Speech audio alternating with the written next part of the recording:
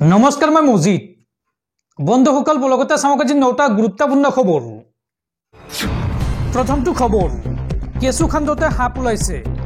মুখ্যমন্ত্ৰী হিমন্ত বিশ্ব শৰ্মাৰ দুই ভাতৃয়ে কেনেদৰে পাইছিল চাকৰি। যদি মুখ্যমন্ত্ৰীৰ সাহস আছে তেন্তে সেই নিযুক্তিৰ তদন্ত কৰক মুখ্যমন্ত্ৰীয়ে। মুখ্যমন্ত্ৰীৰ ভাতৃৰ নিযুক্তিক লৈ এইবাৰ প্ৰশ্ন বিধায়ক অখিল গগৈ। হিমন্ত বিশ্ব শৰ্মাৰ ভাতৃৰ নিযুক্তিক লৈ প্ৰশ্ন আনিলে এইবাৰ বিধায়ক অখিল গগৈয়ে। হিমন্ত বিশ্ব শৰ্মাৰ দুই ভাতৃয়ে কেনেদৰে পাইছিল চাকৰি। যদি সাহস আছে তেন্তে সেই নিযুক্তিৰ তদন্ত কৰক মুখ্যমন্ত্ৰীয়ে। আৰক্ষী অধীক্ষকৰ পদত থকা ভাতৃৰ চাকৰিৰ তদন্ত হ'ব লাগে। দুই ভাতৃয়ে বক্ৰবতৰা লৈছিল নেকি কেপিএছ আৰু এছিয়াছৰ চাকৰি। বিপ্লৱ শৰ্মাৰ প্ৰতিবেদনত অখিল গগৈৰ নাম আছে বুলি কৈছিল মুখ্যমন্ত্ৰী হিমন্ত বিশ্ব শৰ্মাই, আৰু তাৰ পিছতে মুখ্যমন্ত্ৰীগৰাকীক উভতি ধৰিছে অখিল গগৈয়ে। অখিল গগৈৰ পত্নীৰ নিযুক্তিক লৈও বিস্ফোৰণ ঘটাইছিল মুখ্যমন্ত্ৰীগৰাকীয়ে। আৰু মুখ্যমন্ত্ৰীৰ অভিযোগৰ তদন্ত কৰিবলৈ এইবাৰ দাবী বিধায়ক অখিল গগৈৰ।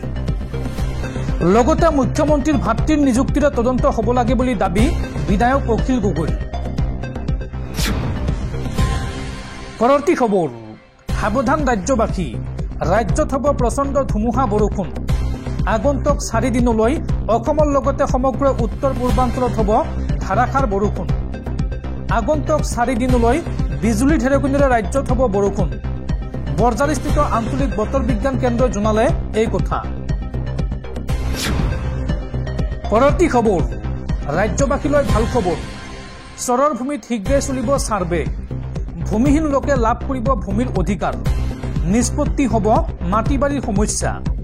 বিধানসভাৰ মজিয়াত চৰৰ ভূমি আৰু মাটিৰ অধিকাৰক লৈ ডাঙৰ মন্তব্য ৰাজ্য চৰকাৰৰ কেবিনেট মন্ত্ৰী কেশৱ মহন্তৰ। শীঘ্ৰেই নিষ্পত্তি হ'ব ৰাজ্যৰ সকলো মাটি বাৰীৰ সমস্যা। ভূমিৰ ৰেকৰ্ড কৰা হ'ব ডিজিটেলাইজেশ্যন। ধৰিত্ৰী অসমৰ জৰিয়তে নিষ্পত্তি হ'ব ভূমিৰ সমস্যা। আৰু মাত্ৰ কেইটামান দিনৰ পিছতে ভূমিৰ গৰাকীয়ে মোবাইলতে লাভ কৰিব ভূমিৰ তথ্য। চৰৰ ভূমিতো শীঘ্ৰে চলিব ছাৰ্ভে। গোৱালপাৰাৰ ভূমিৰ সন্দৰ্ভত বিধানসভাত মন্তব্য মন্ত্ৰীগৰাকীৰ। ৰাজহ বিভাগৰ সৈতে মিলি শীঘ্ৰেই কৰা হ'ব এই সন্দৰ্ভত আলোচনা। আৰু মাটি দখল কৰা লোকসকলেও লাভ কৰিব ভূমিৰ পট্টা। চাহ বাগিচাৰ ভূমিহীন লোককো দিয়া হ'ব ভূমিৰ পট্টা। অসম বিধানসভাত এই মন্তব্য ৰাজ্য চৰকাৰৰ কেবিনেট মন্ত্ৰী কেশৱ মহন্তৰ। দৰ্শকসকল আৰু বহুতো গুৰুত্বপূৰ্ণ খবৰ আছে। তাৰ আগতে আপোনাক জনাওঁ যে যদি আপুনি এতিয়ালৈকে এইটো ভিডিঅ'ত লাইক কৰা নাই তেন্তে এতিয়াই ভিডিঅ'টোত লাইক কৰি দিয়ক। আৰু এনেকুৱা ধৰণৰ ভিডিঅ'সমূহ নিতৌ চাবলৈ চেনেলটো ছাবস্ক্ৰাইব কৰি কাষত থকা বেল আইকনটো প্ৰেছ কৰি ৰাখক। পৰৱৰ্তী খবৰ, গুৱাহাটী মহানগৰীত পুনৰ ভয়ংকৰ ঘটনা। বন্ধুৱে হত্যা কৰিলে বন্ধুক। বিশ্বাসত লোৱা বন্ধুৱে শেষ কৰিলে যুৱকক। কাম দিয়াৰ চলৰে গুৱাহাটীলৈ মাতি আনি হত্যা কৰিলে বন্ধুক। গুৱাহাটী মহানগৰীত পুনৰ সংঘটিত হৈছে আন এক ভয়ংকৰ হত্যাকাণ্ড। বিশ্বাসত লোৱা বন্ধুৰ হাততে প্ৰাণ হেৰুৱালে এজন যুৱকে। কাম দিয়াৰ চলৰে গুৱাহাটীলৈ মাতি আনি যুৱকজনক হত্যা। দুই বন্ধুৱে মিলি হত্যা কৰিলে মৰিগাঁৱৰ সঞ্জীৱ নাথ নামৰ যুৱকজনক। প্ৰহ্লাদ নাথ আৰু আনন্দ দাস নামৰ দুই বন্ধুৰ বিৰুদ্ধে এই অভিযোগ। বিল পাৰলৈ নিশা লৈ গৈ সঞ্জীৱক হত্যা কৰাৰ অভিযোগ পৰিয়ালৰ। 17 জানুৱাৰীত কামৰ সন্ধানত গুৱাহাটীলৈ আহিছিল সঞ্জীৱ নাথ। আৰু উজান বজাৰৰ অমিত এজেঞ্চি নামৰ ছিকিউৰিটি এজেঞ্চিত কৰ্মৰত আছিল যুৱকজন। দুই বন্ধুৱে মাৰপিট কৰাৰ কথা পৰিয়ালক জনাইছিল সঞ্জীৱে। আৰু মাৰপিটৰ সময়ত কাতৰভাৱে প্ৰাণৰ ভিক্ষা খুজিছিল যুৱকজনে। আৰু মাৰপিটৰ অন্তত দীৰ্ঘদিন ধৰি GNCHত চিকিৎসাধীন হৈ আছিল এই যুৱকজন। আৰু চিকিৎসাধীন অৱস্থাতে নিশা মৃত্যুক আঁকোৱালি লয় যুৱকজনে। আৰু সঞ্জীৱৰ মৃত্যুৰ খবৰ পোৱাৰ পিছতে মৰিগাঁৱৰ ঘৰত মৃত্যু হয় সঞ্জীৱৰ বৰদেউতাকৰ। ঘটনা সন্দৰ্ভত ন্যায় বিচাৰি এজাহাৰ দাখিল ভুক্তভোগী পৰিয়ালৰ। পৰৱৰ্তী খবৰ, অসম বিধানসভাত নজিৰবিহীন ঘটনা। প্ৰথমবাৰৰ বাবে শুকুৰবৰীয়া নামাজত বিৰতি দিয়া নহ'ল বিধানসভাত। বিগত বৰ্ষত লোৱা সিদ্ধান্তৰ পিছতে প্ৰথমবাৰলৈ নামাজৰ পৰা বিৰত হৈ অসন্তুষ্ট হৈ পৰিছে মুছলমান বিধায়কসকল। জুম্মাৰ নামাজৰ বাবে দিয়া নহল বিৰতি। বিধানসভাত মুছলমান বিধায়কৰ অসন্তুষ্টি। প্ৰথমবাৰৰ বাবে শুকুৰবৰীয়া নামাজৰ সময়ত বিৰতি দিয়া নহল অসম বিধানসভাত।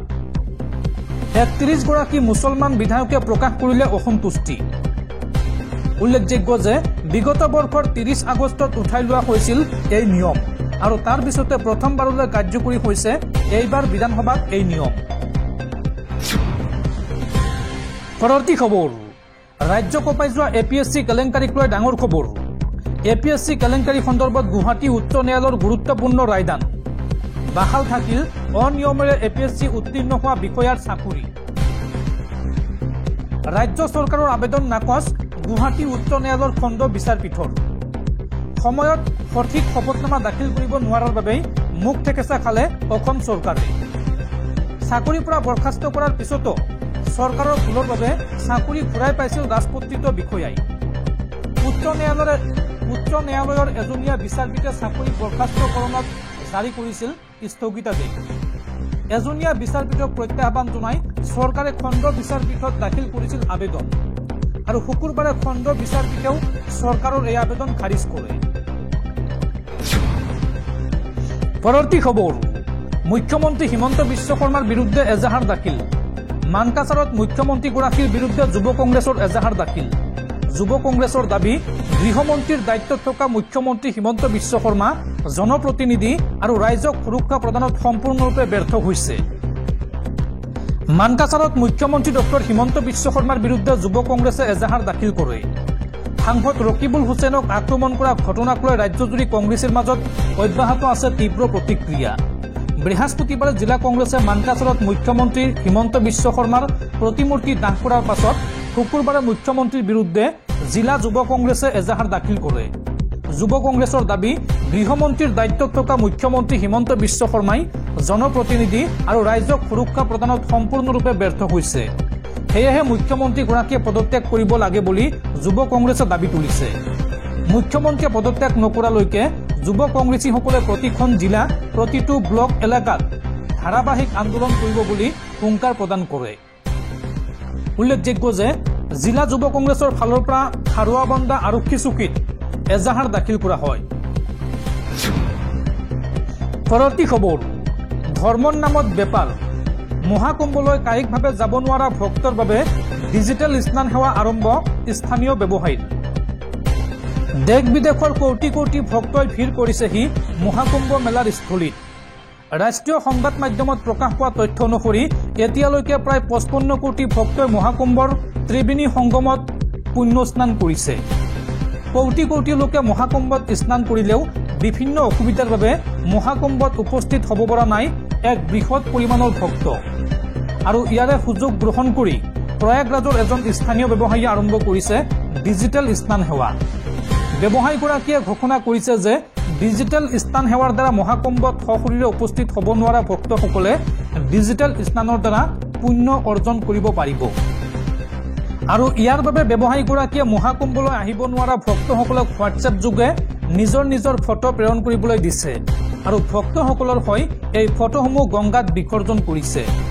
খবৰ অনুসৰি এই সেৱাৰ মূল্য প্ৰতিজন ভক্তৰ বাবে 1100 টকাকৈ ধাৰ্য কৰিছে ব্যৱসায়ীগৰাকীয়ে। এই সেৱা আৰম্ভ কৰা ব্যক্তিজনৰ এটা ভিডিঅ' ছচিয়েল মিডিয়াত ইতিমধ্যে ভাইৰেল হৈ পৰিছে। ব্যৱসায়ীগৰাকীয়ে সামাজিক মাধ্যমত প্ৰশংসা আৰু সমালোচনা দুয়োটাই লাভ কৰিছে। একাংশ লোকে এই ধাৰণাটোক ধনাত্মকভাৱে গ্ৰহণ কৰাৰ বিপৰীতে আন একাংশই ইয়াক ব্যৱসায় আৰু পৰম্পৰাক অসন্মান কৰা বুলি অভিযোগ উত্থাপন কৰিছে। এগৰাকী নেটিজনে এই সন্দৰ্ভত মন্তব্য কৰিছে যে আপুনি সনাতন ধৰ্মক উপহাস কৰিছে, আপোনাৰ লাজ আছেনে? আকৌ আন এজনে ধেমালিৰ সুৰত লিখিছে, চীনৰ দীপশিক আছে আৰু আমাৰ দীপ স্নান আছে। আন একাংশই এই কাণ্ডক ধৰ্মীয় অনুষ্ঠানৰ বাণিজ্যিকীকৰণক অন্ধবিশ্বাস আৰু এক কেলেংকাৰী বুলি অভিহিত কৰিছে। এই সন্দৰ্ভত আপোনাৰ মতামত কি কমেণ্টত জনাওক। পৰৱৰ্তী খবৰ, তিনিচুকীয়াত উজান উঠিছে টকাৰ।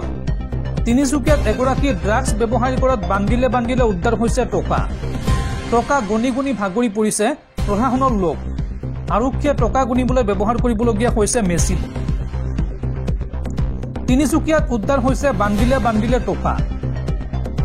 টকা গণি গুণি ভাগৰি পৰিছে প্ৰশাসনৰ লোক। 500 টকীয়া 100 আৰু 500 টকীয়া নোটেৰে ভৰিছে এটা কোঠা। এটা ড্ৰাগছ ব্যৱহাৰী ঘৰত টকাৰ পাহাৰ উদ্ধাৰক লৈ চাঞ্চল্য। আৰক্ষীয়ে টকা গণিবলৈ ব্যৱহাৰ কৰিব লগা হৈছে মেচিন। মাকুমৰ ড্ৰাগছ বেপাৰী পবিত্ৰ মৰাণৰ ঘৰত আৰক্ষী অভিযান। ধৃত পবিত্ৰ মৰাণৰ ঘৰত উদ্ধাৰ হৈছে সোণৰ গহনা আৰু এই পৰ্যন্ত 10 লাখৰো অধিক টকা জব্দ কৰিছে আৰক্ষী।